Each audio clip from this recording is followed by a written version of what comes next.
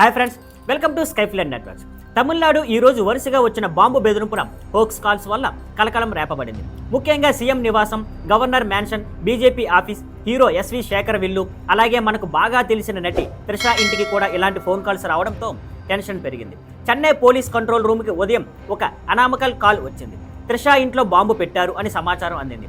ఆ సమయానికి త్రిష ఇంట్లో లేరు. కానీ పోలీసులు జాగ్రత్తగా చర్యలు తీసుకొని స్నేపర్ డాగ్స్ని ఇంటికి మొత్తం తనిఖీ చేశారు. చివరికి అది అబద్ధం, ఫేక్ అలారం అని తేలింది. అదే సమయంలో governor house, CM office, BJP headquarters, SV Shekhar రెసిడెన్సీలు కూడా ఇలాంటి బెదిరింపు కాల్స్ రావడంతో పోలీసులు అలర్ట్ అయ్యారు. ప్రతి చోట పూర్తిగా సెర్చ్ చేసి ఎలాంటి బాంబు లేదని నిర్ధారించారు. ఇప్పుడు ప్రశ్న ఏంటంటే, ఈ తరహా వరుస హోక్స్ బెదిరింపులు ఎవరు చేస్తున్నారు? ఏదైనా గ్రూప్ వెనక ఉందా, లేక ఒక వ్యక్తి సరదాగా చేస్తున్నాడా అన్నది తెలుసుకోవడానికి పోలీసులు స్పెషల్ ఇన్వెస్టిగేషన్ మొదలుపెట్టారు.